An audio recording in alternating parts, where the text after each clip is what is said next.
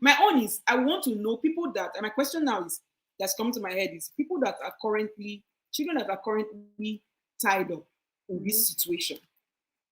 So they cannot go out to find another house for themselves.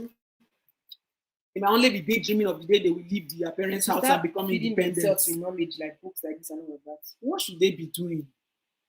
Like, how should they seek for help? Where would they gather the strength to start having the courage to talk? Because it can be a very lonely and cold space. And it's especially if you are it's frightening too, because you look at African upbringing, and it's very, very terrifying. Yeah. Because you have to see these people every day, and their friends can too. bounce into your room. African parents to their friends too will ride for them. Yeah. So it's like, even if you parents, go and complain, you have an auntie for the most part you can complain to. At the end of the day, they will still gang up with your parents against you. Somebody wants to say something. As human beings, born as a child, you have the capacity, even when there's no positivity around you, to look within and recognize the light that is in you, which is the creative abilities you have. I know people who grew up in the most negative places, no glimmer of hope, no light, nowhere, as in there's not, like, all windows shut, all doors shut, everything about it was negative. But how did a child... That was my story. Who came? That's my story. How is it that a child who there was no hope, had for some reason was able to reach within and say, no, this cannot be. I believe there's something better. I don't know what it's going to look like. But there's something. There's a creative power internally that can help you come out of it. There is hope. Your hope is within you when you don't have anything else. Let me give you a quick example, and I'll be quiet. There's a particular person. There's someone. He was in jail. He was locked up from when he was 11 or 12, right? Do you know how he was able to escape? He finally got his freedom. He said to him inside, he did not feel like he was in jail. For him, when he closes his eyes, when he sits down, he sees himself doing things, going places. He knew within that he wasn't going to be there that long, even though he was in jail for over 40 years. This man said he did not feel, he can't even tell you that, oh, I was in jail, this is all I experienced. He does not have that. He had a different experience because of what he had inside of him that he was able to tap into. So he had that before he got his freedom. Sorry, Amaya, please go ahead. No, that's fine. So you were asking a question like, how do those kids that are experiencing that, right? Yes. How do they express themselves? So this is where creativity is highly important, because you're born with creativity, because you were created. So you have the capacity to create, and it's endless.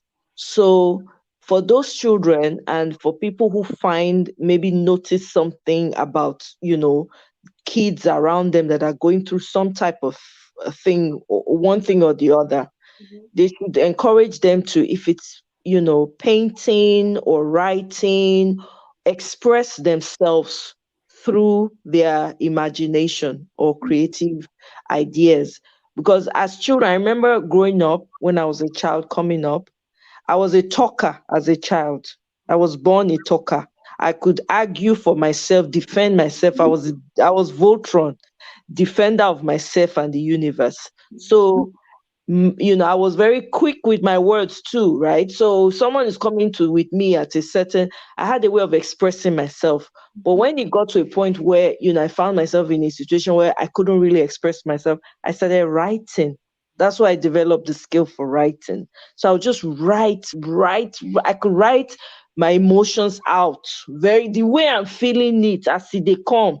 I'm writing it down, right? I'm just writing. It really helped me immensely growing up. When I went through certain traumatic experiences in my life, that was the way. And I was blessed enough to be able to confront the people that I felt in one way or the other made me feel less than I was. I was able to confront them. That's an opportunity. Sometimes it's a rare opportunity. So if you have a child that's going through that, you want to encourage them. If you know their area of creative skill, encourage them to be more creative, because when you're creative like that, it helps you heal as well. I have a brother who's he draws cartoons. When he's very angry, his cartoons are the best. He will just do a caricature, pa, pa, pa. Now, it's within seconds, he's come up with a fantastic caricature, right? And he would write and write and write, like characters are talking to each other and stuff like that. So it really helped him when he was talking about, because I asked him a question when I was like, "You're very good with this." He's like, "Yeah." When he's very upset, that's his channel. That's how he's able to bring himself down. Some people will walk away, but he will just start drawing. He just starts to get creative with his hands. Some people will walk away. So I think that helps as a child when you're coming up. And I know that this doesn't apply to every child, because we don't know how each child lives. Some people are in orphanage homes, they don't have access and all of that. Yeah, those are things that, over time, the opportunity will come and we'll begin to encourage each other. And I want to really hit on self-development. Even though it's difficult, even though it's tough, it is necessary as a human being. Otherwise, it's very easy to spend the rest of your life living someone else's dream, living in someone else's reality. And it is not a pleasant thing to find out at the end of one's life that everything you did not do for yourself. I've had the opportunity to talk to old people while they were, on their sick bed, or they've gotten to that place in their life where they can't do anything anymore. You ask them questions like, what do you regret the most? What do you think you could have done differently? And one thing is always constant. Some of them will say, I did this. I wish I did that. I wish I didn't, allow this person have so much control over my life. It doesn't matter what stage of life you're in. Ensure that you're doing the work, because you are the only one that can actually, nobody else can do the work. You can have all the best therapists around you. If you are not doing the work on your own, there's only so much a therapist can do. So I want to drive home that point, that people should pay attention to that. Yes, it can be lonely. Yes, it is tough. It can be tough, but it is necessary as a human being. Just like a child, when you give birth to a child, right? When you see people with you, there's a newborn baby. That baby, they cry, very uncomfortable sometimes. That's the only way they can express themselves. Then after a while, because they can't move, you have to turn them, you have to change the side they put. But as they grow older, they learn to crawl. Some of them go crawl back. Some of them they leap like a frog. I've seen that, right? But the point I'm trying to make is, but they are developing in their own way. They are pushing themselves to do what they need to do. Before you know what's happening, they are holding on to things and they are walking. And when you try to help them, some of them will say, no, they will do it, but they will fall a million times, they will get up. That's self-development. Then before you know what's happening, they are standing strong, gidiga, right? Before you know what's happening, they are running. Before you know what's happening, they're talking up a storm. That's self-development. So if you look at a child and how a child grows up, as an adult, you should learn from a child. I learn from babies. I learn from children.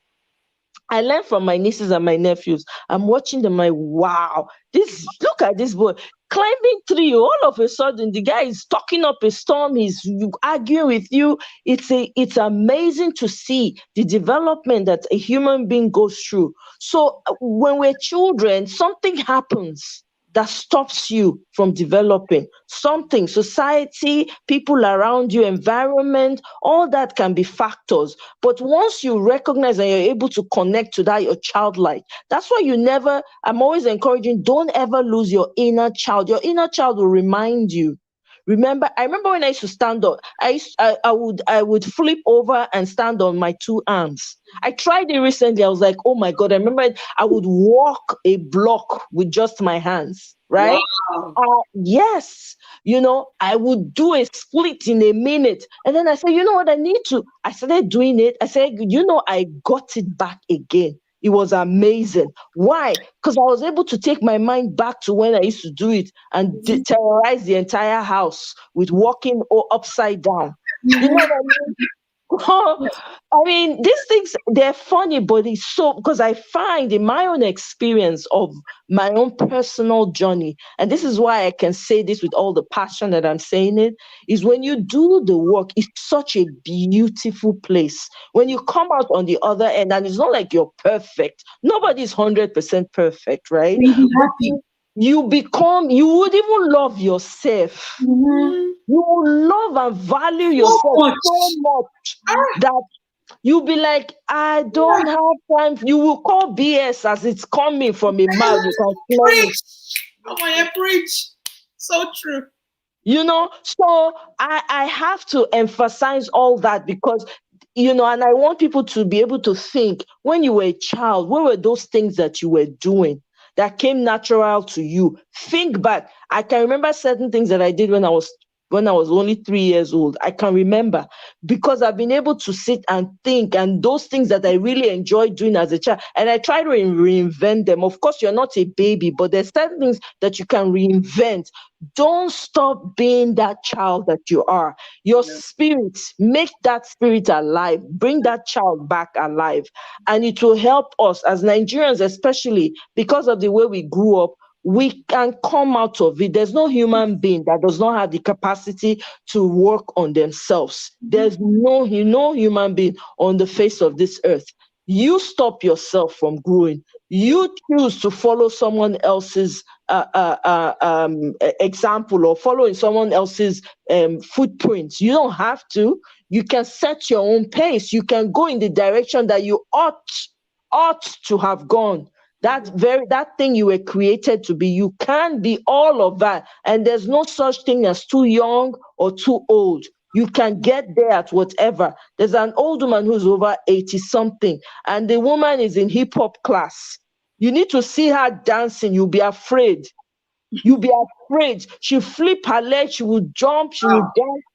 Don't forget your inner child. That's usually the trick to working on yourself, and that makes it easy for you even when you're going through the tough times, because like an onion, your onion, you're peeling off layers of you. So as you peel an onion, what happens? You get deeper and deeper in the onion. They see freshness for inside.